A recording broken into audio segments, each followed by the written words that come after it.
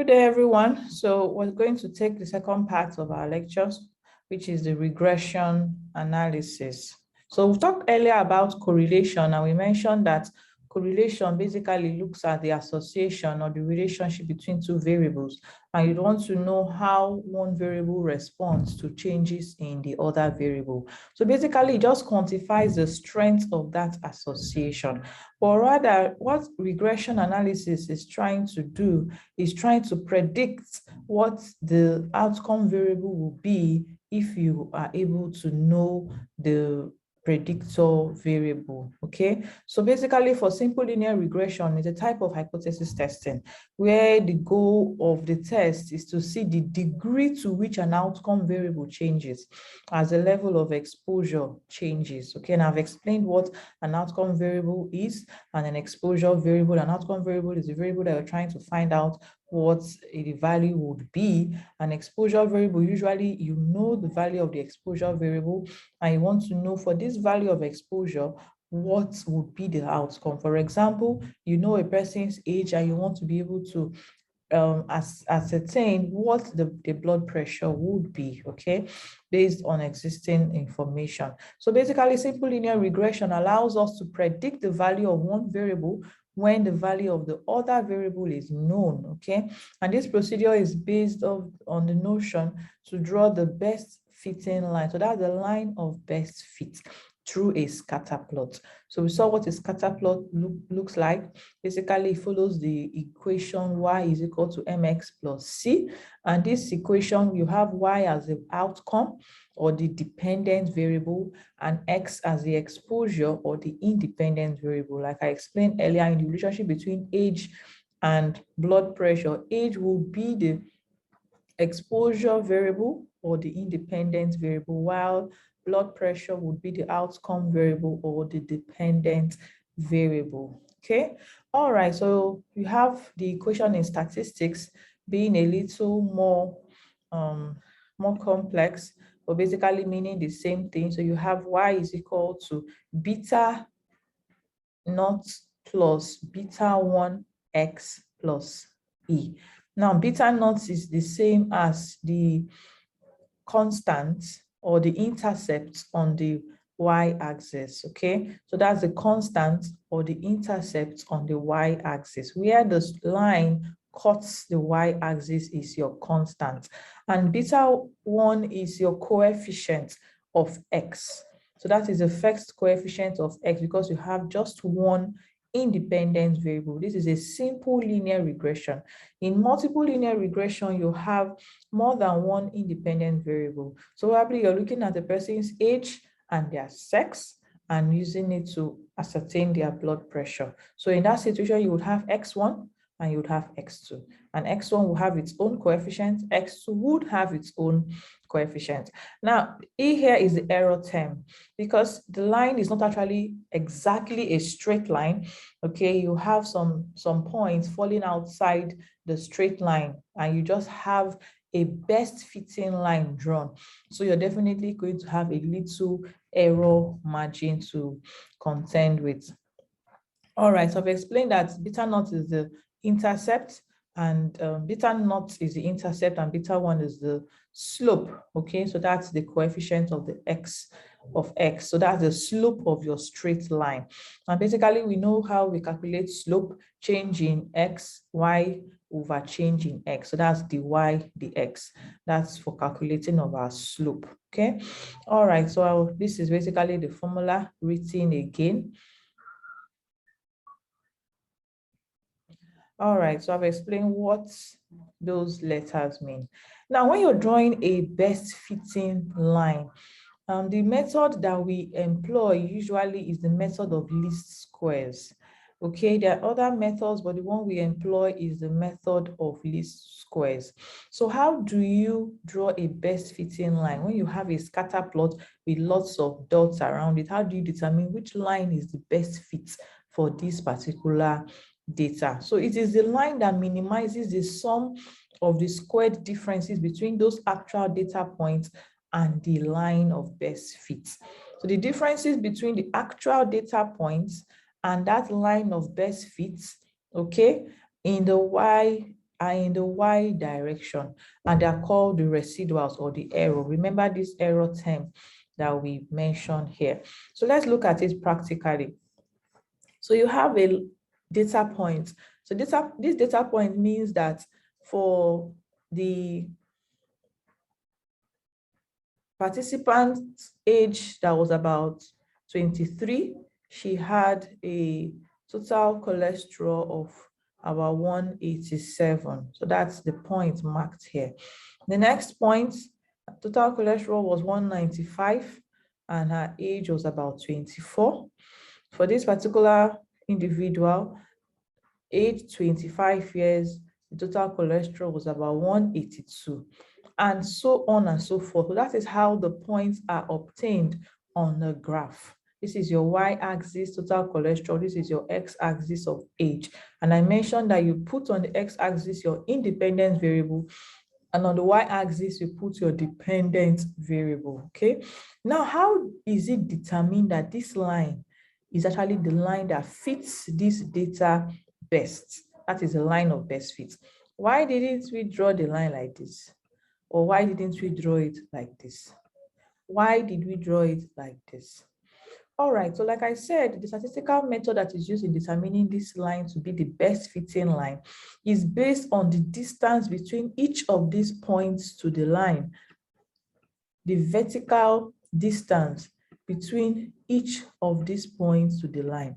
So the line that minimizes the sum of these squared distances. So if you are drawn the line like this and you measure these distances, you square it and you sum it.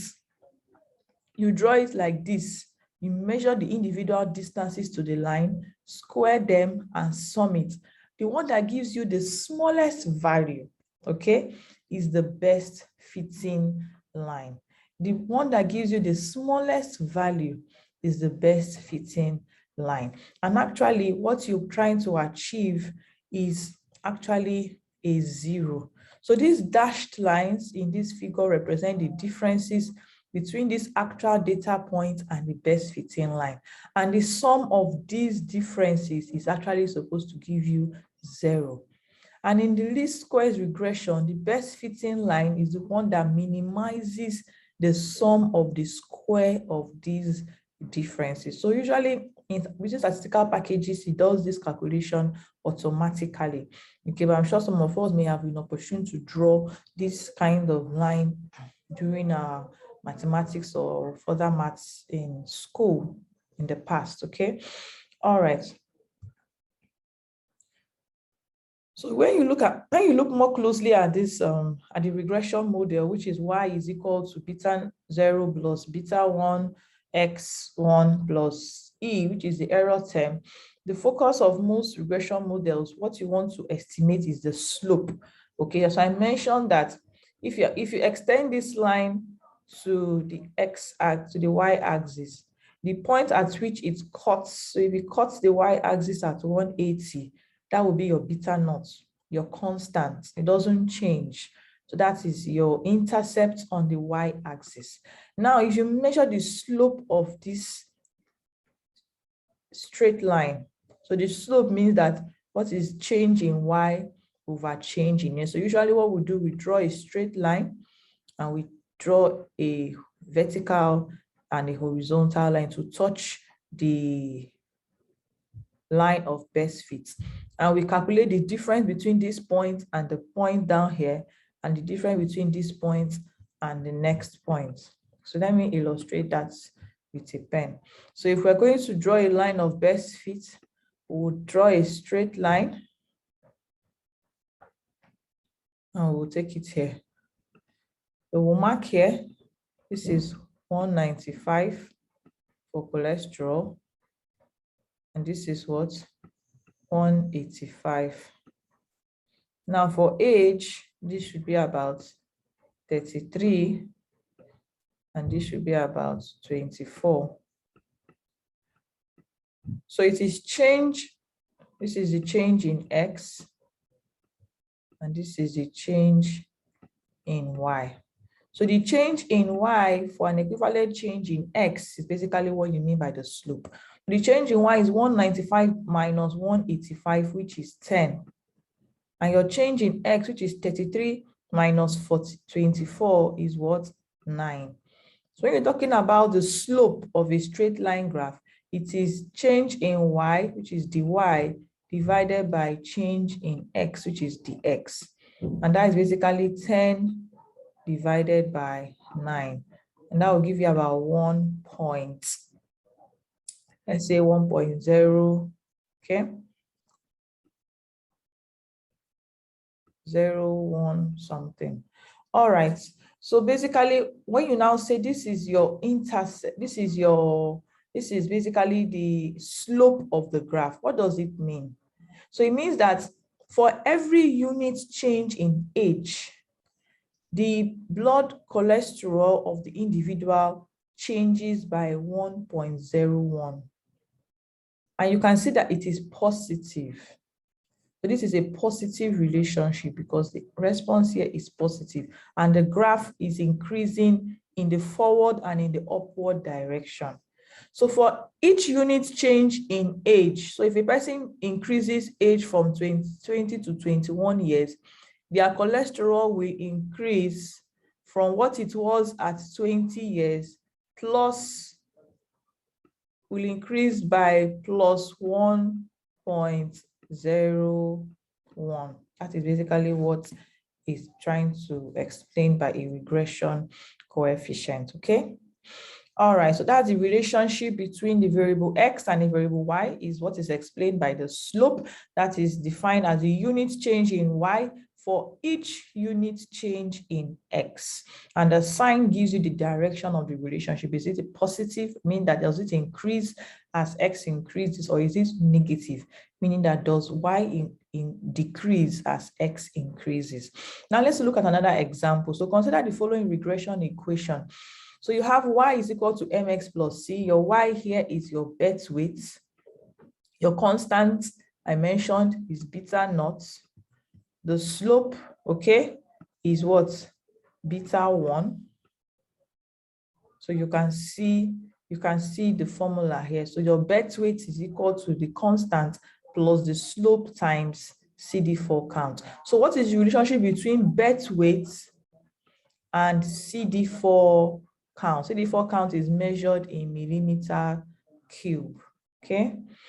All right, so if you have a slope of 0.7, meaning that for each additional 1 count of CD4 per millimeter cube increase in CD4 count, we would expect a 0.7 gram increase in infant birth weight. So I've explained to you that your slope is telling you by how much the outcome variable will increase or decrease depending on the sign for each unit change in your outcome variable, in your exposure variable. So if you have a slope in this relationship of 0.7, what that simply means is that if your additional 1 unit increase in CD4 count, what you should expect in birth weight is an increase of 0.7. So from a CD4 count of 1 to a CD4 count of 2, as that CD4 count increases from 1 to 2, the birth weight would add an extra 0.7 gram, and so on and so forth. So if we know that, and if we also know what the constant is, which is the intercept on the y-axis, we should be able to predict the value of birth weight from our CD4 counts, okay? We should be able to predict the value of birth weight from our CD4 count. So if the constant, for example, is 2,800, so if we're given the constant as 2,800, we should be able to estimate the average birth weight of infants whose mothers had CD4 count of 500 per millimeter cube. So we'll just substitute that into the equation and would have, this is the constant beta naught 2,800 plus the slope times CD4 count. So the slope is 0.7 and the CD4 count is 500, and that will give us 3,150 grams. So another advantage of using regression analysis is that if you know the slope and you know the constant, you can actually predict what the outcome variable would be for a particular value of the exposure variable. And likewise, the predicted birth weight for an infant whose mother has a CD4 count of 322. So all you need to do, this is a constant, and this is a straight line graph. The slope is the same.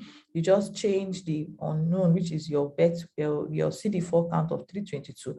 You can predict that the birth weight would be 3030 grams, assuming that there is no error. Okay, it's a perfect straight line graph. Now let's talk about regression and hypothesis testing. So how is regression used to test a hypothesis? So simple linear regression is a method of hypothesis testing. Why do we say so? The null hypothesis here is stating that the slope of the line is 0. And when the slope of a line is 0, it means that there is no relationship. The regression coefficient is 0. It is either perfectly horizontal or perfectly vertical.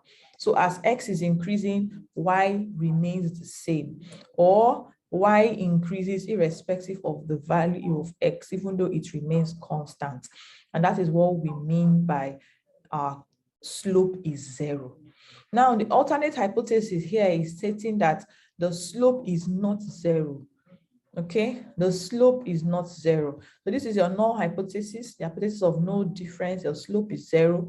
And this is the alternate that says your slope is not 0. So that is what we mean by regression analysis is a form of hypothesis testing.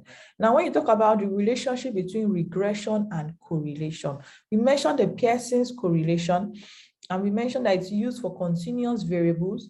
And we also mentioned that you use it where you have normally distributed variables. And if the variables were not normally distributed, you would opt for the Spearman's correlation coefficient. Or if you had count data, you would opt for the Spearman's correlation coefficient. Now, the Pearson's correlation is related to the simple linear regression in several ways. One of that is that in simple linear regression, if you have two variables that have a positive Pearson's correlation coefficient, they will also have positive slopes. So in Pearson's correlation coefficient, I mentioned that if it's facing upwards and outwards and forwards, it's positive. You should expect that R is positive, your slope will also be what? Positive. That's one. And vice versa. So if you have a negative Pearson's correlation, you would also have a negative slope. So that means that as x is increasing, y is what? Decreasing. So your R here is going to be negative, and your slope is also what? Negative. Okay, it's also negative. All right, however, there are distinct differences between the slope and the correlation coefficient. Now, the slope depends upon the scale of the exposure and the outcome variable, and does not measure the strength of association between two variables. Now, what does that mean? If you have a slope of 500, for example, this 500 has no measure of strength.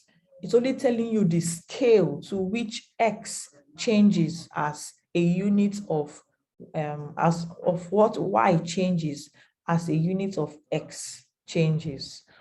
It doesn't tell you the strength or the magnitude of that association. It only tells you that, for example, if this is age and blood pressure, it only tells you that as a person adds an extra 1 year of age, the blood pressure increases by 500. Okay, while for a correlation coefficient, the higher the value, the higher or the more the strength of that association. So don't confuse strength with scale. So strength is telling you that this variable is very related, okay, and that is determined by how the line of best fit is. The more closer it is to a perfect straight line of 45 degrees, the more closer to 1 it would be. That is for your Pearson's correlation coefficient. I said it ranges from -1 to +1. So the closer to 1, either negatively or positively, the more the strength of the relationship, meaning that y is increasing at a similar pace as x is increasing. They are increasing at the same pace. But if the scale of measurements, okay, of a particular exposure is far higher than the scale of measurement of the outcome variable, you expect the slope to relate, or rather to reference that scale of measurement.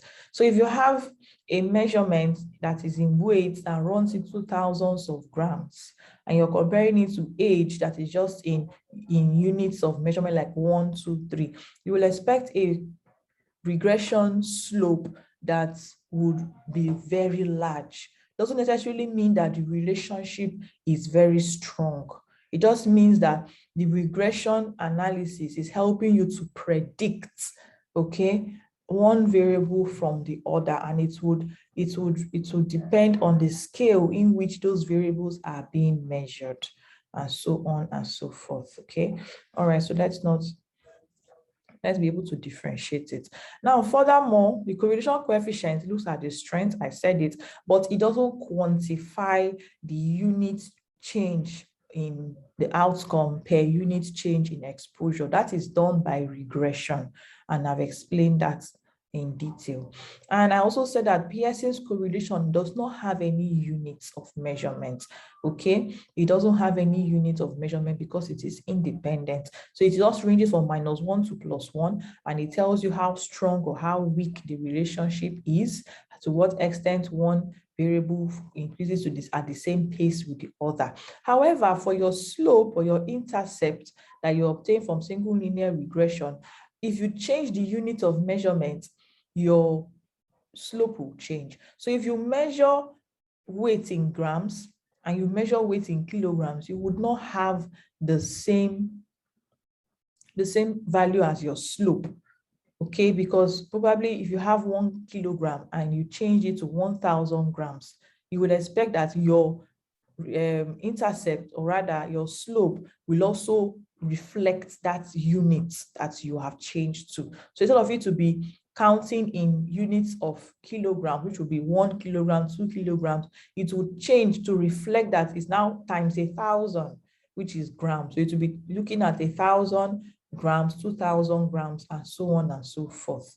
Now, for the correlation of y to x, it is identical to correlation of x to y. What does that mean? If you switch it, if you put age in the y-axis instead of in the x-axis, and you put blood pressure or cholesterol, whichever is your outcome, in the x-axis instead of in the y-axis. So if you switch the axis in which you have labeled your variables, your correlation coefficient will not change.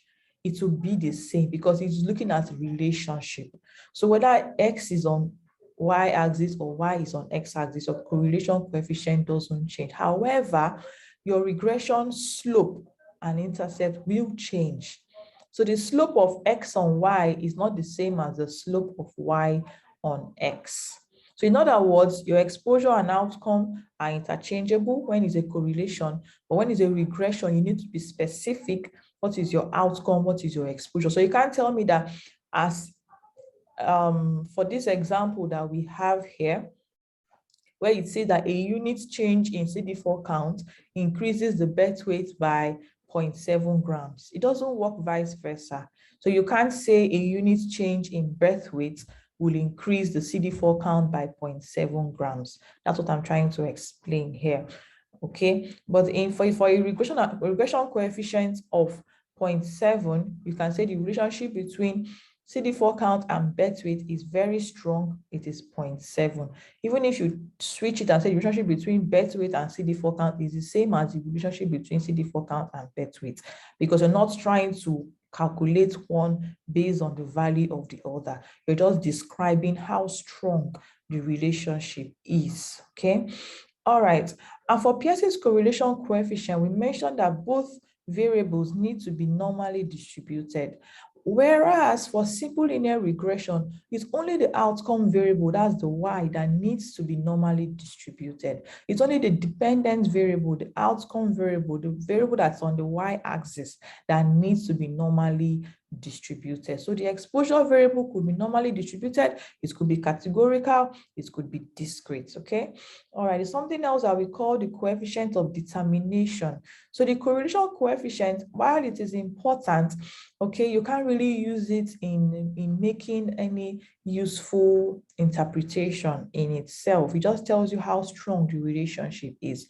But when you square it, that's the R squared. It's now called the coefficient of determination.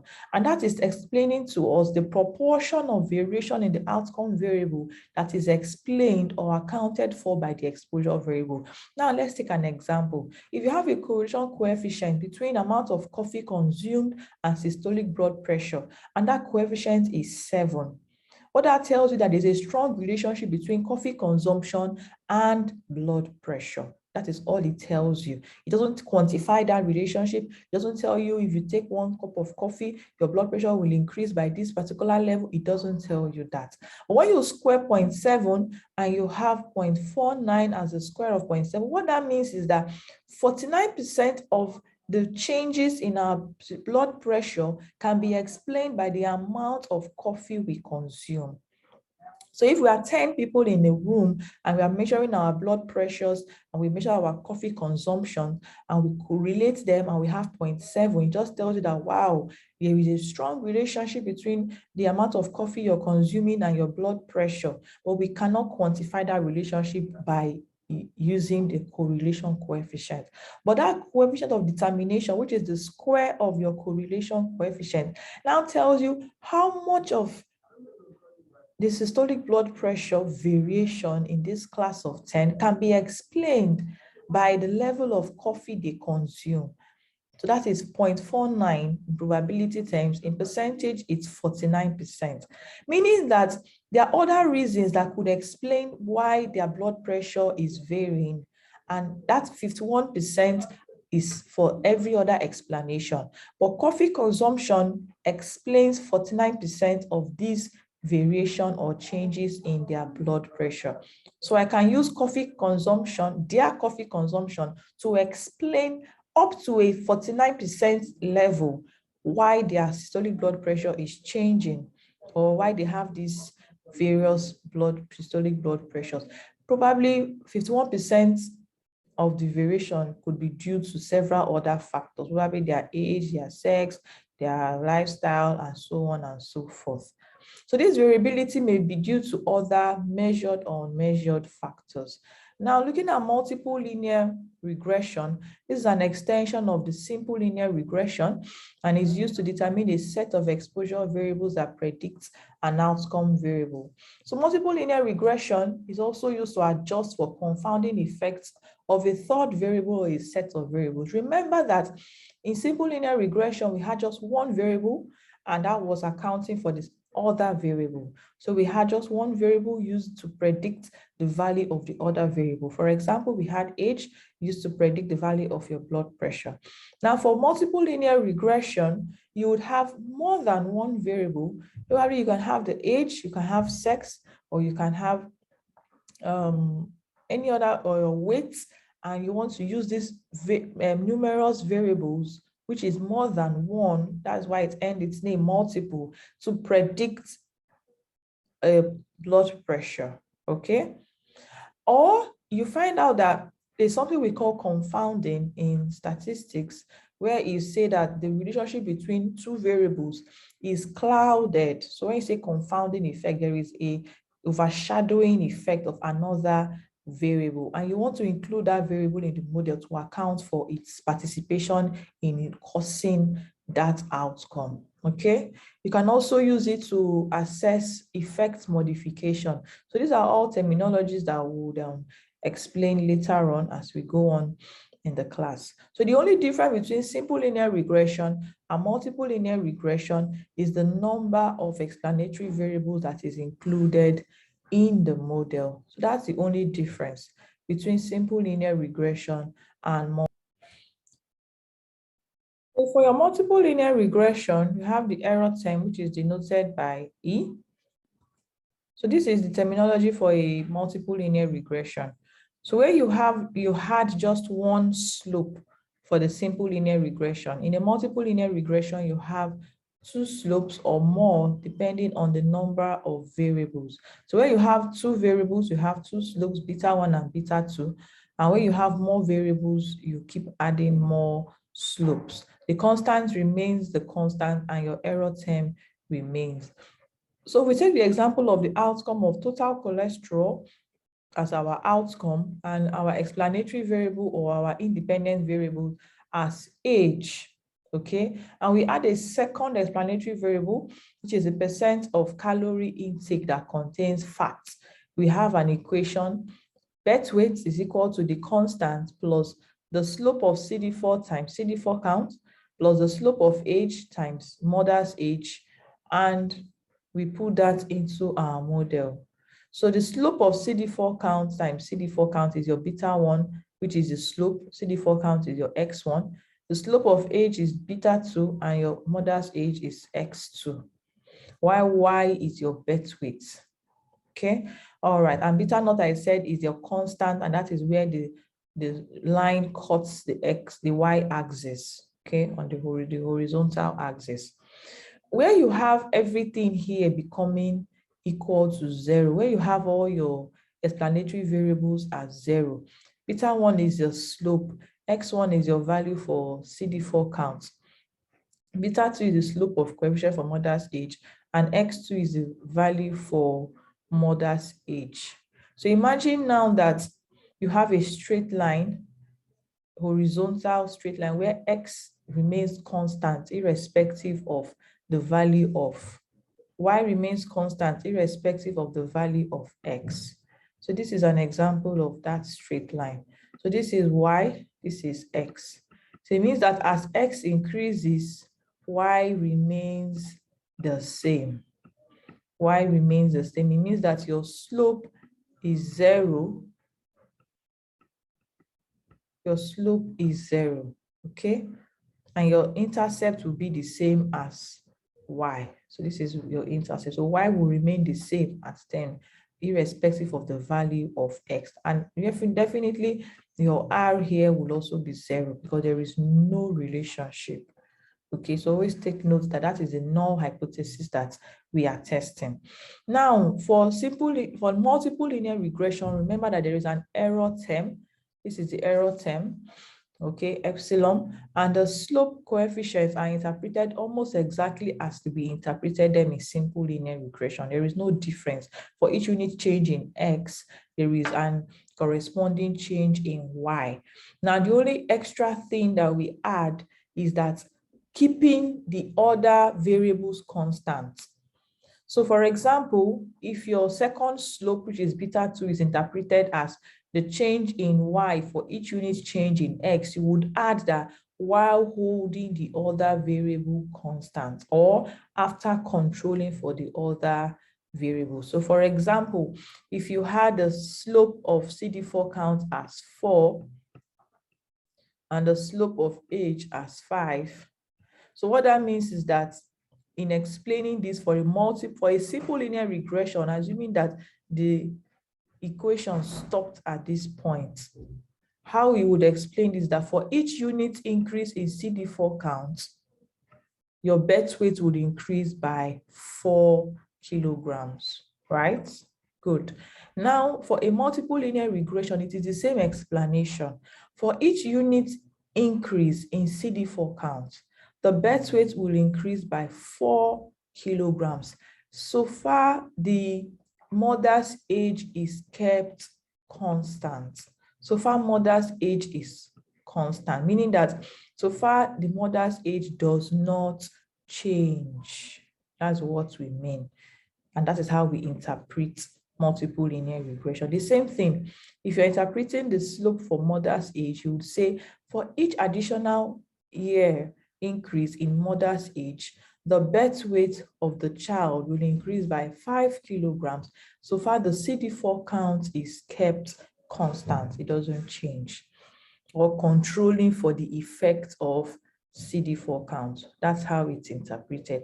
And the same thing with your R squared, also interpreted in the same way.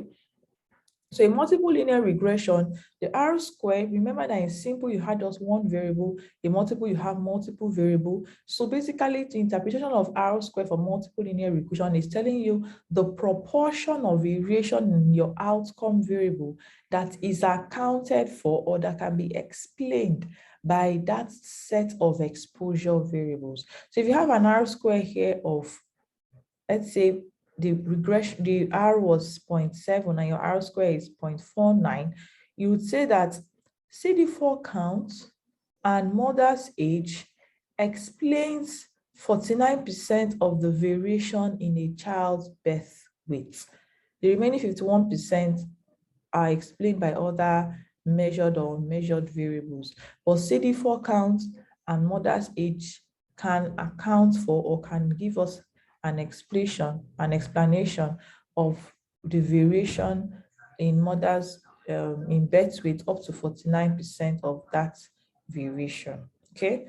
All right, so let's look at logistic regression. Logistic regression is one of the most commonly used techniques in biomedical research, and it's used when the outcome variable is binary. Now, what do we mean by binary? Binary is just basically categorical responses that has just two categories. So if you have a categorical response that has just two responses, two possible responses, it's a binary variable. Example is when you say, do you have influenza? Yes or no.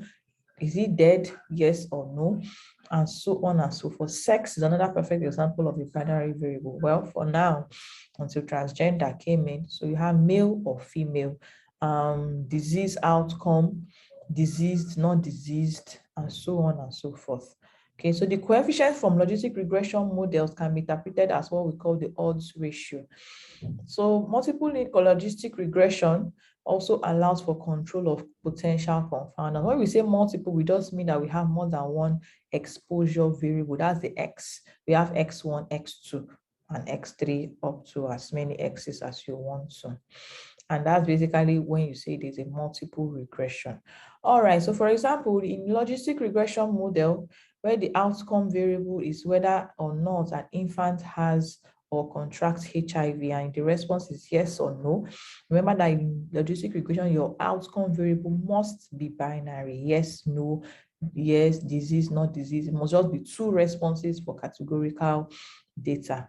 And when you have the main exposure variable of interest as vaccination status, so did the mother get vaccinated or not? And the potential confounder is the age of the mother. How would that regression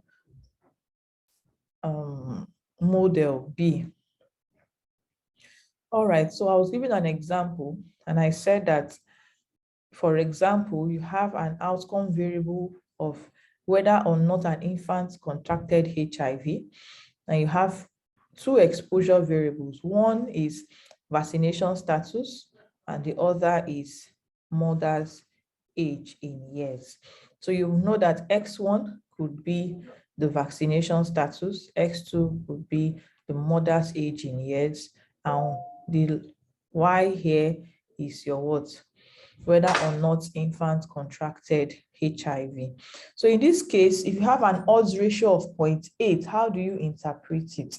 If you have an odds ratio of 0.8, how do you interpret it? Okay, so how you interpret it, if the odds ratio is referring to the relationship between vaccination status and infants contracting HIV after controlling for the age of the mother, how that is interpreted is that you say that individuals or infants who got mothers who got the HIV vaccine are 80% as likely as those who did not get the vaccine to contract HIV after controlling for mother's age. Okay, after controlling for mother's age. So you have an odds ratio here that is less than 1. An odds ratio here that is less than 1. So you have to be careful in your interpretation. Greater than 1 means that there is a what? Positive relationship. Less than 1 means that there is a what? Negative relationship. And how far away it is from 1, positively or negatively, tells you the degree of that relationship. So if I have an odd ratio of 1.2, all you need to do is take away 1 from it, and you're left with what? 0.2. So you can see that it means that there is a 20% likelihood, okay, of having the outcome given that exposure, In this situation, if the outcome was contracting HIV, yes, and the exposure is getting the vaccine or not getting the vaccine, it means that for those people that got the vaccine, they are 20% more likely to contract HIV compared to those that did not get the vaccine. But in this situation, you have 0.8. And like I said, it's negative, meaning that as people get the vaccine more, their chance of contracting HIV reduces, okay? So as people are getting the vaccine more, their chances of having HIV reduces. That is a negative relationship. So the same way you took 1.2 away from 1 and you were left with 0.2, you also take away 0.8 from 1 and you're left with what? 0.2, although in the negative direction now, minus 0.2. So that negative direction is telling you that there is a negative relationship. It is less than 1. So you also interpret it that 20%, there's a 20% reduced likelihood of contracting HIV amongst those that have taken the vaccine compared to those that have not taken the vaccine, okay? And that is how that is explained. So please, I'll change this. It means that individuals who got the HIV vaccine are, so that's 20%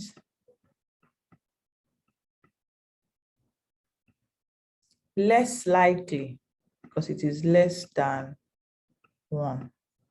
Less likely as those who did not get the vaccine to contract HIV after controlling for mother's age, okay? All right, so let's take note that the right side of the equation or the explanatory variables is the same as it would be for a linear regression. So this is a logistic regression. The only part of the model that changed is the left part. So instead of having just your y, what you have is the log odds of y. So the major difference between a logistic and a linear regression model is that for a logistic regression, your outcome variable is no longer the outcome itself, but the log odds, which is called the logits of the y. And that's because it's not a continuous variable. It is categorical. So in order to convert it to a continuous scale, okay, you have to get the log odds so that you can actually draw it on a graph. If not, you will just have yes and no, and you have points like this on the x-axis and points like this. So if this is yes and this is no, and these are variables for x, so the ones that have no will just stay here. The ones that are yes will stay here, and that does not make for any meaningful interpretation. So converting this categorical nature of only 2 responses to a normal scale so that it can be drawn, there can be responses in between the yes and the no, you still have values, right? You need to find the log odds. And that is basically changing it into a probability distribution. So this is the probability distribution now that is ranging from 0 to 1. So you can have a probability of 0.5 and so on and so forth. So this is telling you that as x is increasing, probably the probability of responding no is reducing, the probability of responding yes is increasing. So that is giving you in probabilistic terms, okay? That is why we use the term less likely, more likely, because it is in probability terms. So you're not going to be able to specifically, the way linear regression will tell you, okay, for this value of x, the corresponding value of y is this. So for logistic regression, if you have any value that is more than 0.5, it will favor the yes. If you have any value less than 0.5, it will favor the no. Okay, so in terms of actual prediction, if you were going to predict people's responses or outcomes in terms of binary responses. So that's the difference between logistic and linear regression models. Okay. All right, so let's look at another example of a logistic regression model where you have the results given as the odds ratio. So this is the odds ratio of HIV transmission from mother to infant from a sample of HIV positive mothers. So you have a model that has two explanatory variables. Was one dose of nevirapine administered, yes or no, and your mother's age in years. And the outcome variable we said is HIV transmission from mother to infant. So did the child contract HIV, yes or no? So you have the unadjusted model. Here, only nevirapine administration was included, while here both nevirapine and mother's age was included in the same model. Okay, so here you have just mother's age included in the model, just nevirapine included in the model. Here, both of them in the same model was included. So this would account for a simple logistic regression model with only nevirapine as a predictor, a simple logistic regression model with only mother's age as a predictor, and this would be the odds ratio for a multiple logistic regression model where both nevirapine and mother's age were put in the same model. Okay, so now let's consider these results, which we have done, and we've explained what unadjusted model is, where just one variable is, and adjusted where your multiple both explanatory variables are. Okay, all right, and we've also seen what our odds ratio is. All right, so you can see here that here is measuring nevirapine, yes or no, and you have mother's age. Okay, there are other variables that were not written here: infant sex and infant birth weight. So these asterisks telling us whether it was significant. When you do a regression analysis, you also produce a p-value, that is the level of significance, and if it is less than 0.05, we say that value is significant. Okay, it is strong enough to be important to us. All right, or the level of error is very minimal. And these ones that have a star are actually significant. So in other words, the odds ratio are statistically significant if their p-values are less than 0.05. Now, how do we interpret those values? How do we interpret those values? So you can see that in the unadjusted model, we would say that HIV positive mothers who have received nevirapine, that is, they respond yes to receiving nevirapine, have babies who are 75% as likely, or you can say 25% less likely to contract HIV. So you can see here that you have administered nevirapine to these mothers, right?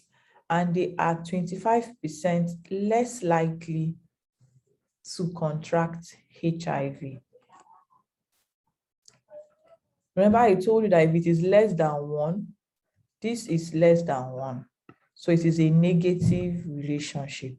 So by what value is 0.75 less than 1? By 0.25. So always take that, always note that. By what value is 0.75 less than 1? By 0.25. So that is 25% less risk of contracting HIV with administration of 1 dose of nevirapine. So as administration of 1 dose of nevirapine, the responses increases or is tending to yes, the contraction of HIV is reduced by 25%. So that is the negative relationship. Okay, good. Now, interpreting it the other way, you can say 75%, which is what they have used, as likely those who received nevirapine have babies who are 75% as likely to contract HIV, or is it 25% less likely to contract HIV. I prefer to show that there is a negative relationship by using 25% less likely to contract HIV, because they are moving in opposite direction. It is less than 1. All right, and the issue of it being statistically significant because the p-value is less than 0.05, and so on and so forth, meaning that that relationship is likely not due to chance. So we can actually take it to the bank.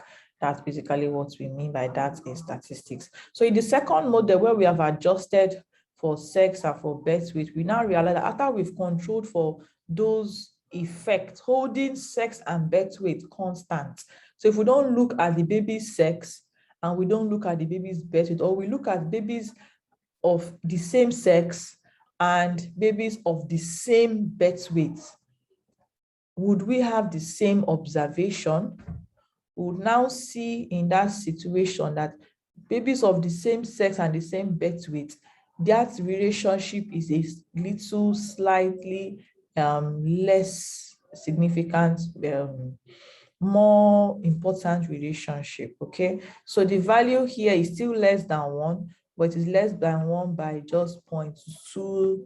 So whereas this one had a 25% reduced risk, this just has a 20% reduced risk, meaning that there is an effect of sex and baby's birth weight to this 5% level that we have now taken off by looking at babies of the same sex and babies of the same birth weight. That is what we mean by holding it constant or adjusting for it, or controlling for confounding. It's just like you're looking at all the babies that are the same sex and all the babies that are the same birth weight. So I won't say that the difference was caused by different sex, or the difference was caused by different birth weights. Okay, so that relationship now reduced to a 20% reduced likelihood of having HIV for mothers or for babies who had nevirapine administered. And that is how we interpret odds ratio. Okay. All right, so now interpreting odds ratio for a continuous variable, we look at the unadjusted model and we have an odds ratio of 1.03. And that's the odds ratio for mothers age as 1.03. And what does that mean? It means that for each 1 year increase in mother's age, babies born to HIV positive mothers have a 3% increased likelihood. So you can see here, for each 1 year increase in mothers, if you want a positive one, have a 3% increased, because it is greater than 1. And it is greater than 1 by how much? By 0.03. And if you convert 0.03 to percentage, it is 3%. So remember, always remember, by how far away is it from 1, positively or negatively. So this is positively greater than 1. And if it is less than 1, it is negative less than 1. And the relationship for values that are greater than 1 is positive, meaning that as x is increasing, y is increasing. If it is less than 1, it's a negative relationship, meaning that as x is increasing, y is what? Decreasing. So those are the kind of terminologies you will see. So you can see here that the positive relationship is showing that for every 1 year increase in mother's age, babies that are born to them have a 3%, you see how we got a 3%, increased likelihood of contracting HIV. And this unadjusted model, we didn't put into cognizance their nevirapine status. Now for the second model, where we have adjusted for sex, birth weight, even their nevirapine status, we can see that the odds ratio has increased to 1.06.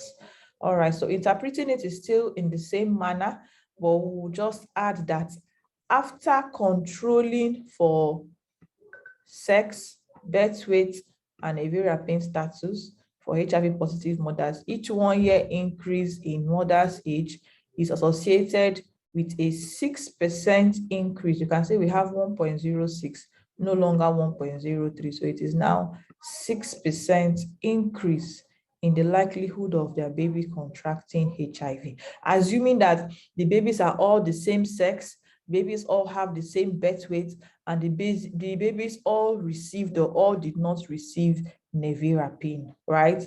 What would be the effect of mother's age on their contracting HIV? And that would be a 6% increased likelihood, because it is now in probability terms, for every 1 year increase in mother's age. And that is how it is interpreted, okay? All right, and it is significant. All right, on this note, I'd like to thank you so much for listening. And I am going to send some practice questions. Let's practice, practice, practice. And that would help us overall in our learning. Thank you.